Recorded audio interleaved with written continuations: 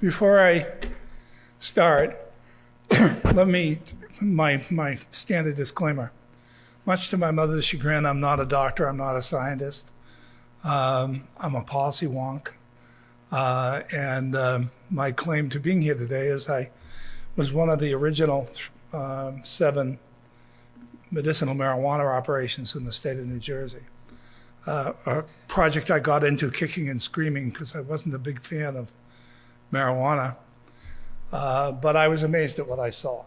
And so I'm going to talk a little bit about that, and specifically about how it can be applied to Syringomyelia and Chiari.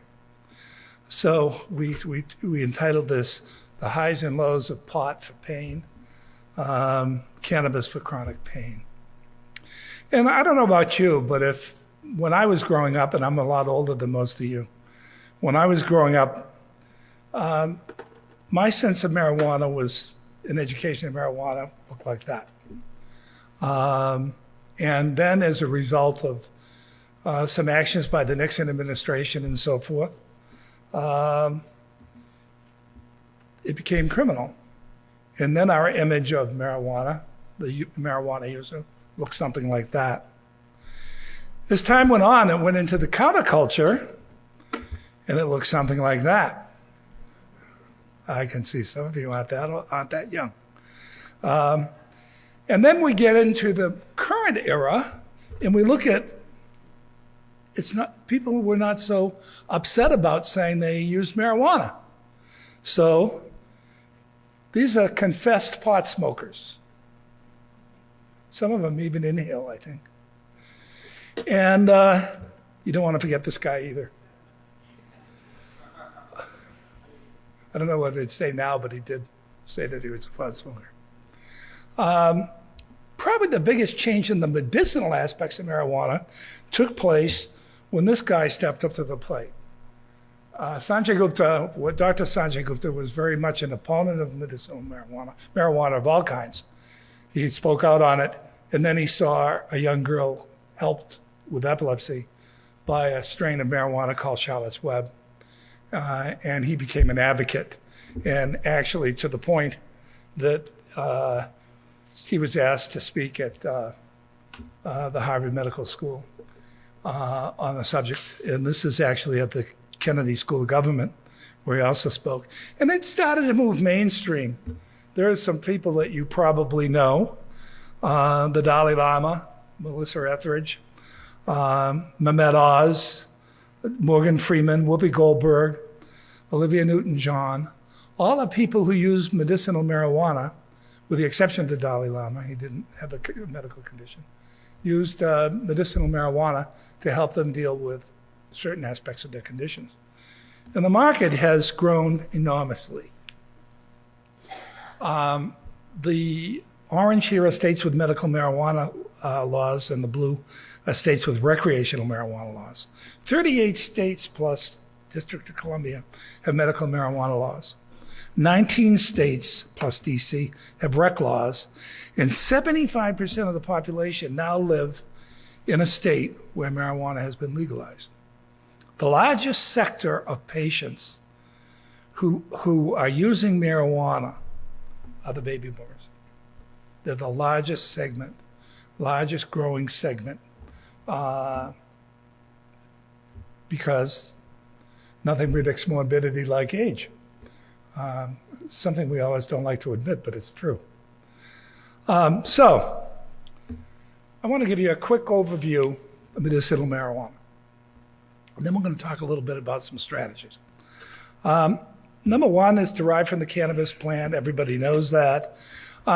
It's used by humans as an herbal remedy for centuries. Back in early China, it was used as remedies, and it wasn't really made illegal in the United States till relatively recently.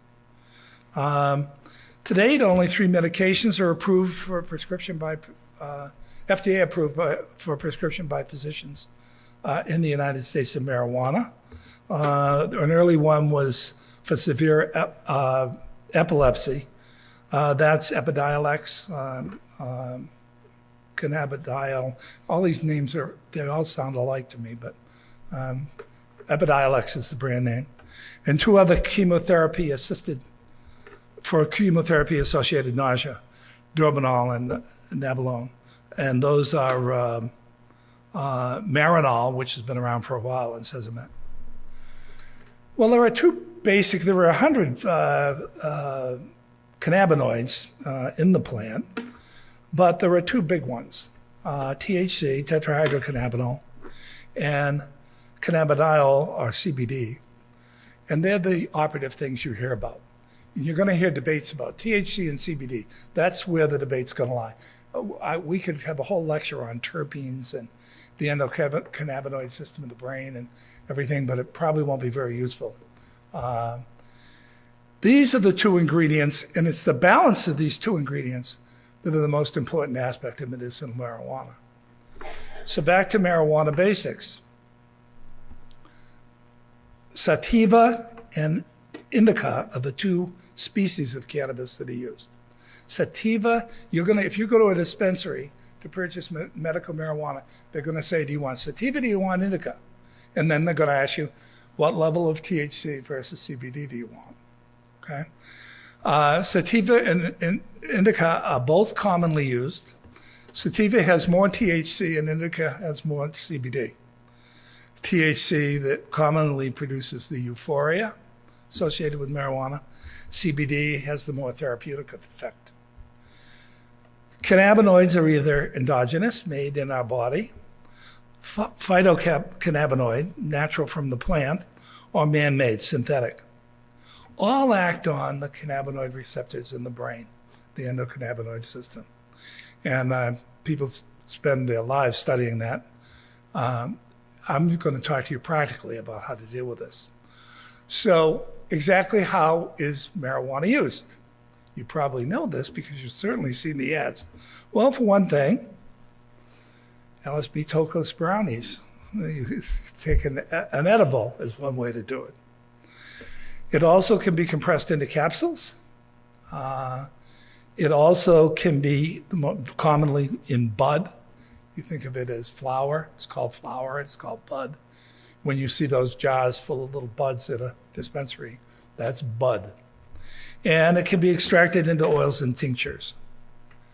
Now, if you use marijuana, how do you use it? Well, you smoke it. It's direct inhalation. You've probably heard the term joints, pipes, bongs. That's the smoking of marijuana. You can actually use a vaporizer that vaporizes the flower or vaporizes a tincture, and that's inhaled as well. And it activated at temperatures at a lower temperature than we're burning in a joint, if you will.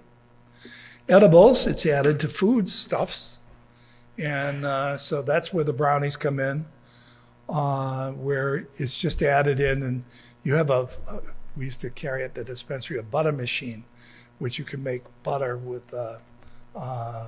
cannabis in it, which helps people with their medical problems.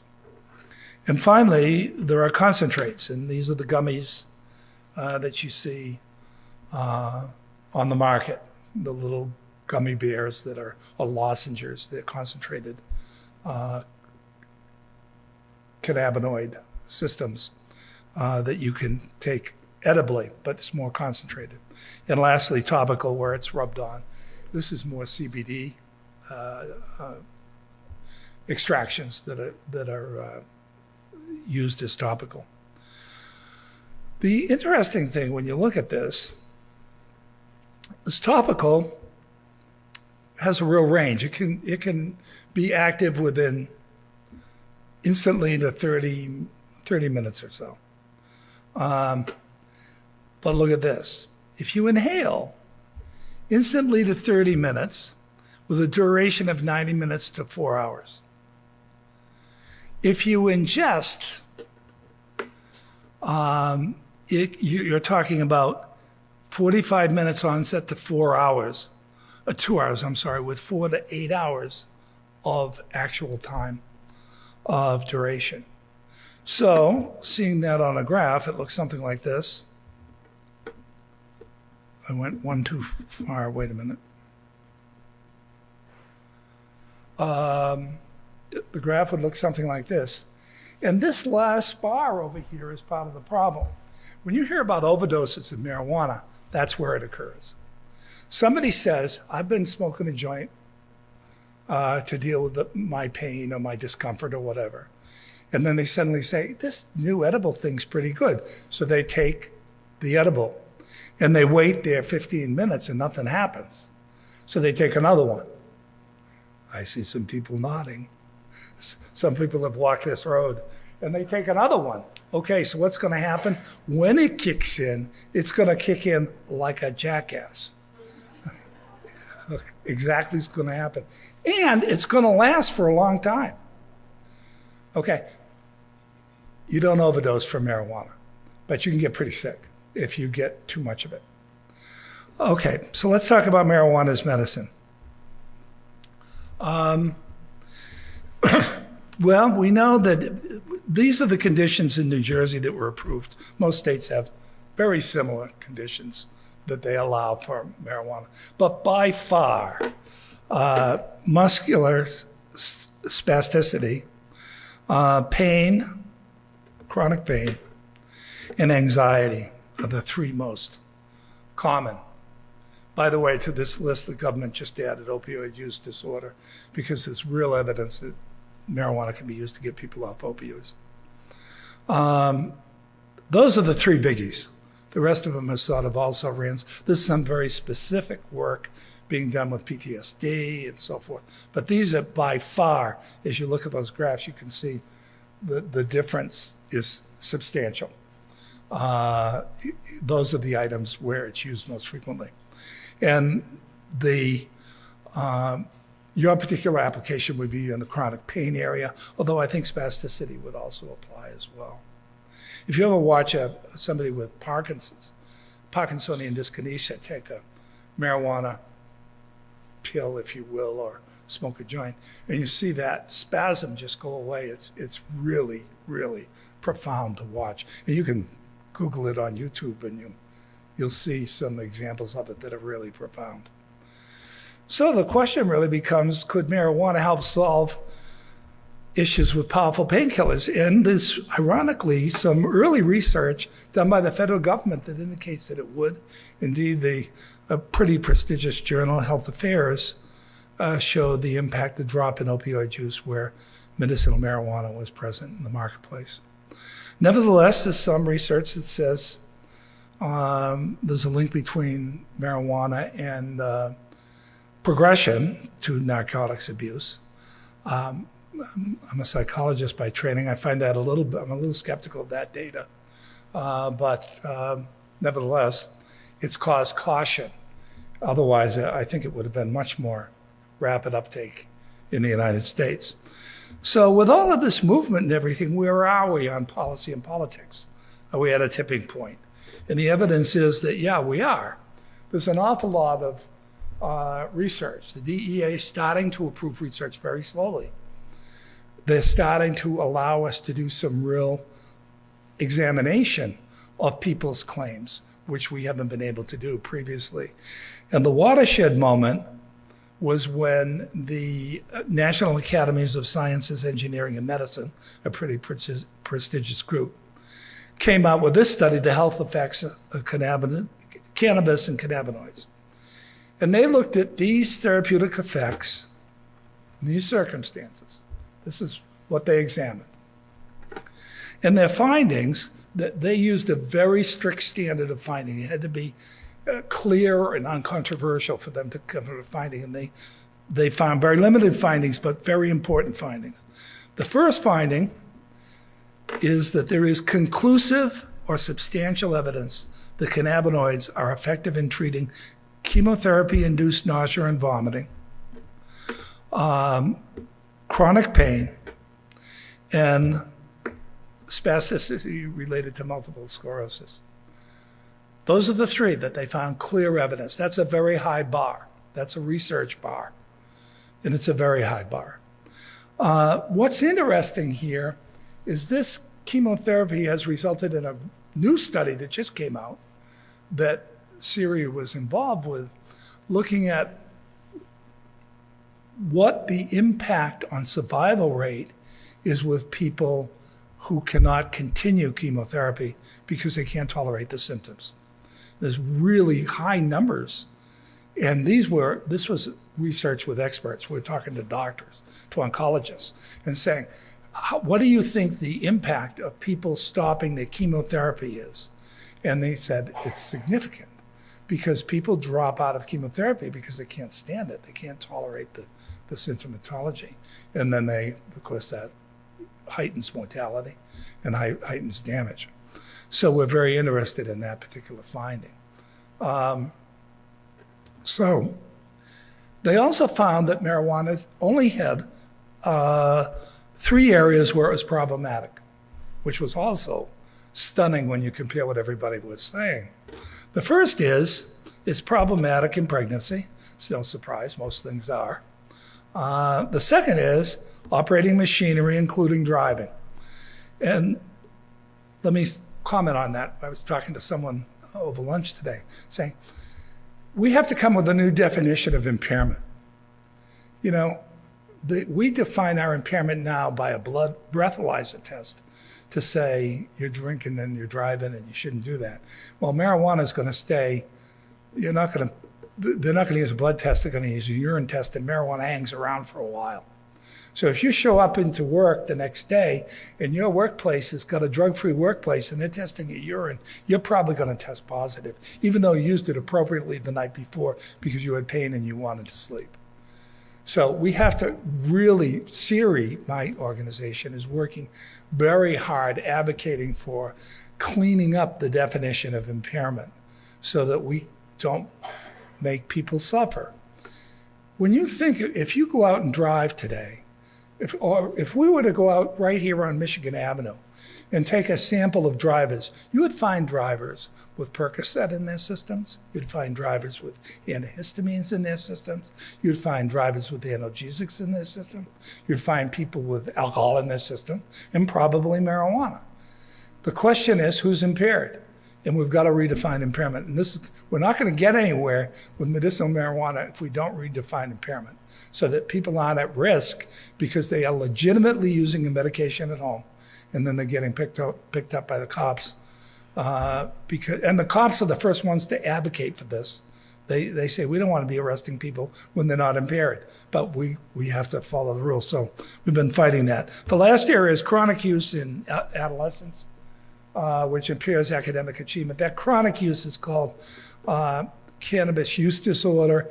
It's well-defined, and it's really somebody that spends a good part of their day smoking marijuana or taking marijuana. It's a lot.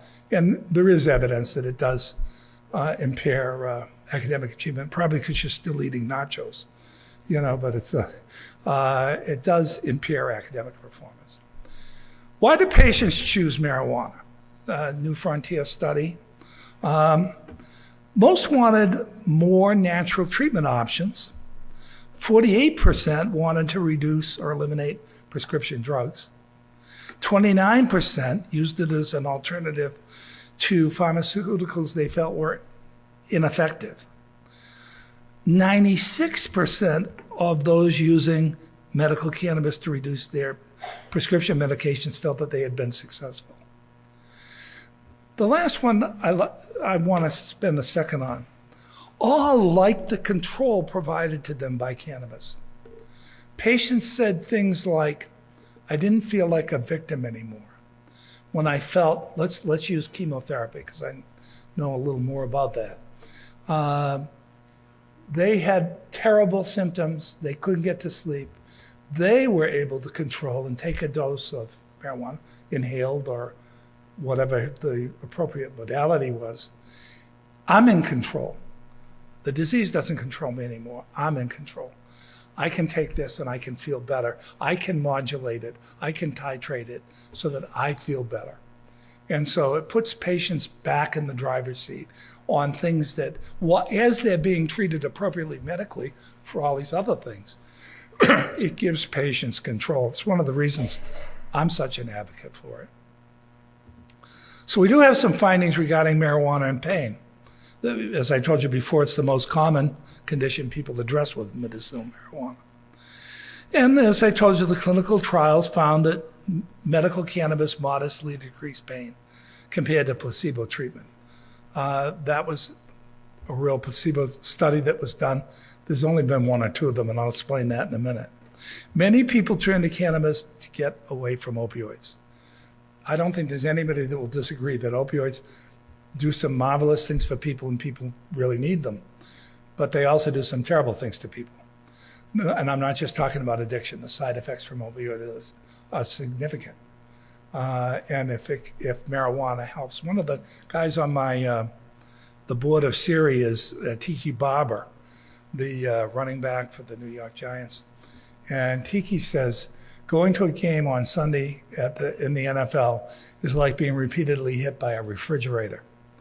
And he says, when they come out, we can go to the locker room and they have a bowl full of painkillers, just like it looked like a candy bowl.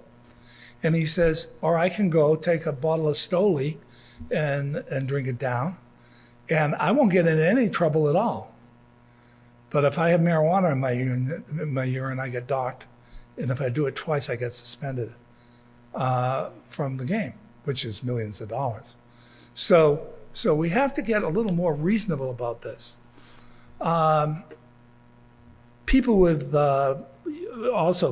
multiple sclerosis in a 1-to-1 mixture with THC, tetrahydrocannabinol, and CBD reduce muscle spasm and related pain. There's been one study that looked at marijuana's Syringomyelia to mitigate painful symptoms and to avoid escalating use of stronger painkillers. And also because it could treat spasticity. And you can tell me a bit more than I can tell you how that would apply. And helpful in providing deep relaxation and inducing sleep, which is often a problem concurrent with chronic pain. So let's talk about some concerns regarding marijuana. The first concern, and the biggest one, is you can't do clinical research with marijuana. And I get into arguments with doctors sometime about this. They say, why not? Just do a clinical trial. I need a clinical trial. Give me a clinical trial. Well, you're not going to get a clinical trial. It's like saying, give me a clinical trial with heroin. You got to remember that marijuana is scheduled by the federal government exactly the same as heroin. Exactly the same. It's Schedule 1 is considered no medicinal benefit, no therapeutic benefit at all. So you couldn't get a group of doctors to go say, let me do some research with heroin. Can I give patients heroin and a placebo? No. Well, they are looking at a federal level at marijuana exactly the same way. And that's the problem. We're fighting that now, but it's one of the other battles that we've got going on.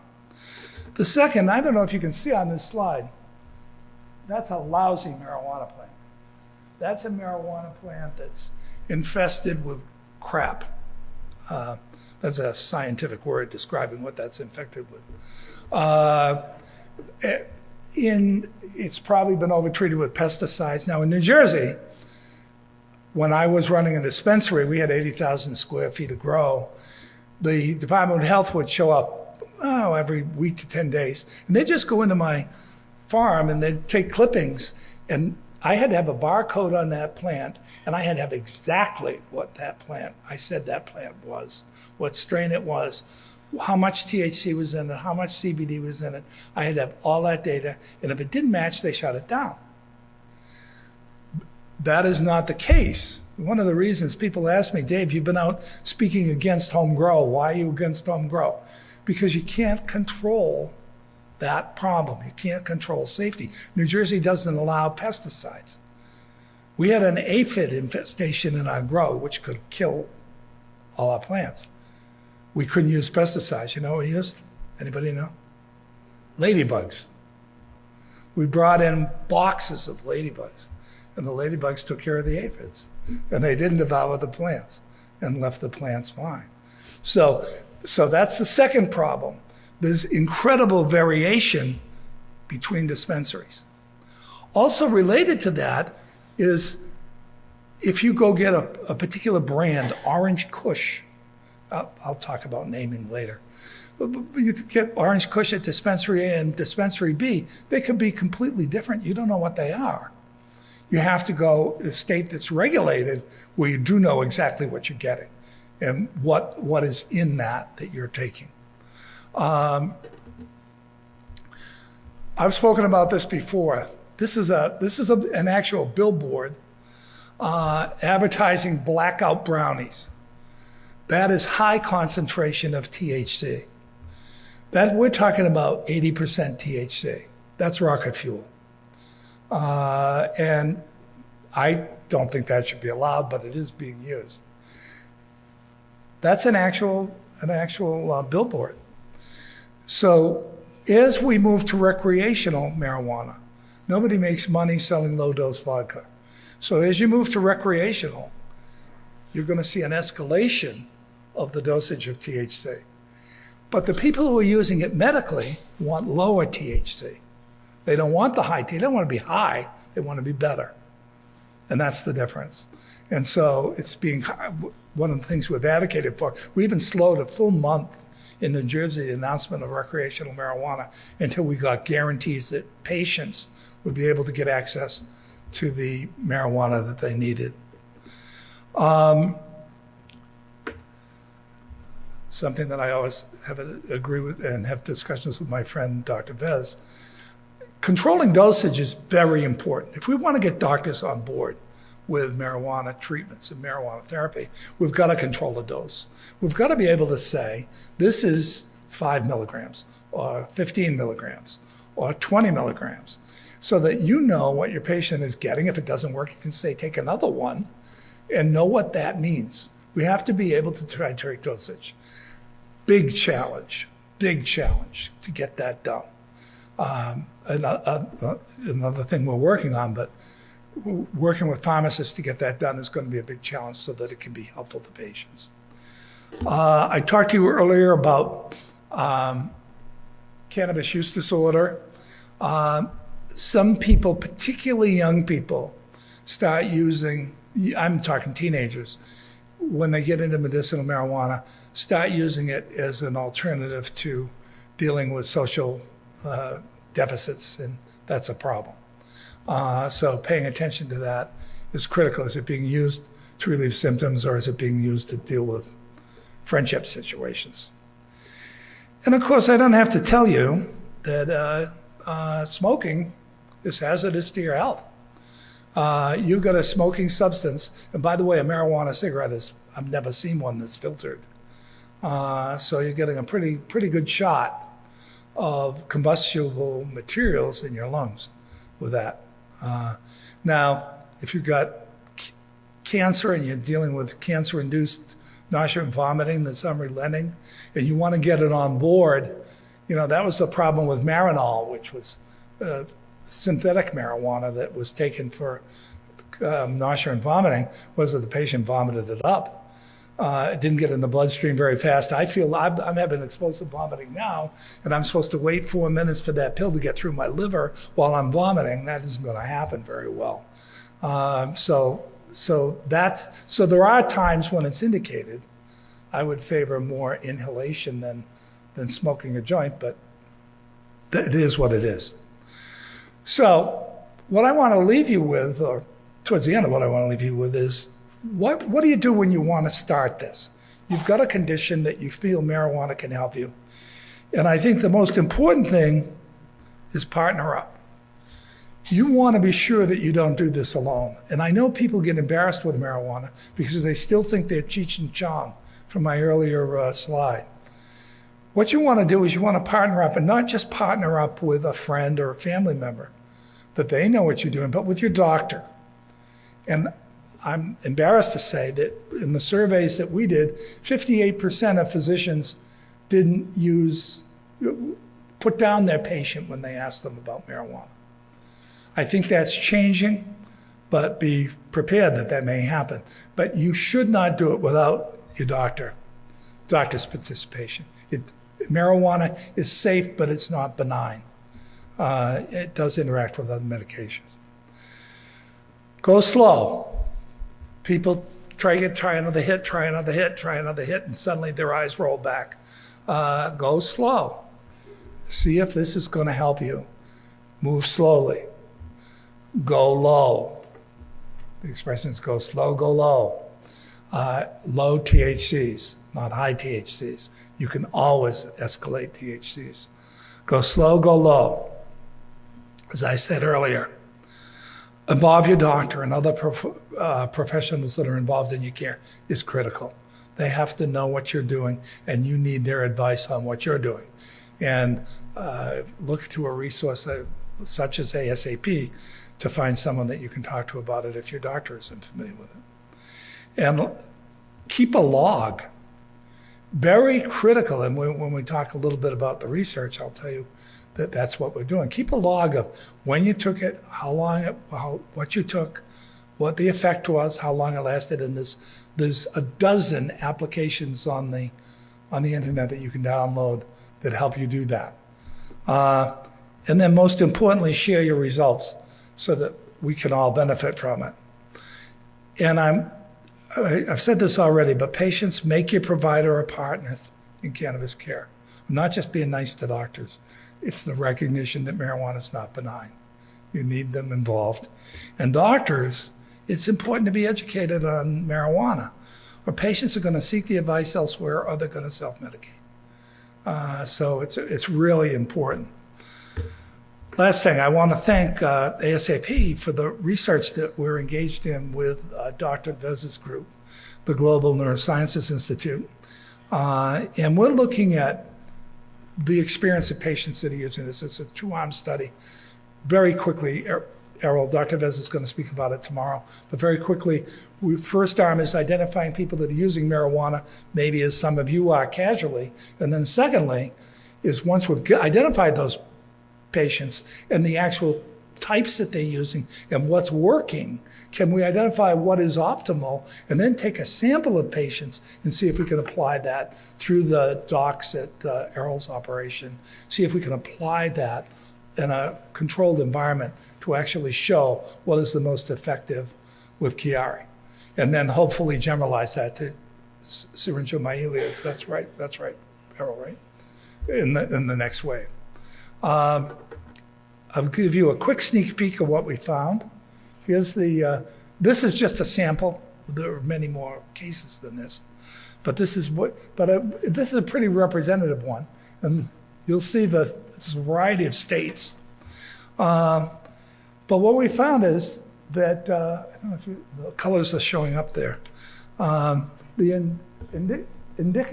indica brands are much higher in use, almost universally, or a hybrid of the indica brands are the biggest use. And there's only one down in Maryland. There's only one sativa that's being used. But what most importantly, what you'll also notice is that none of these names have anything to do with anything. We found zero, not 1%, not 3%, zero consistency in naming. So that if you're seeking medicinal marijuana, you know what you're seeking and what you're getting. There's no consistency. And that's why we're starting to spend some time looking at this. So I really hope you'll help us. That's me wishing. If you or someone you know who's involved has Chiari and is using marijuana, send them on that QR code and have them join the study. And tell your doctors to tell their patients to join the study, because we want to get as many people as we can into this research, because I think it will make a huge difference. I'm going to be leaving with Patrice some work we're doing with Drexel University and with the ANSA page. These are 2 Harvard anesthesiologists that are doing education for doctors, all CME approved, on cannabis. Very serious cannabis research. There's their website down below. And I think, and this is very scientific. It isn't my global sort of generic policy discussion, but it's their the perioperative considerations and so forth. So I'm going to be providing that to Patrice and to others to let docs avail themselves of that. So that's it for me. I will tell you that I put that up, QR code up again for you, if any of you that didn't get it when I had it up there before. So we're going to do a Q&A, so I'll wait for the Q&A there. Thank you for your time.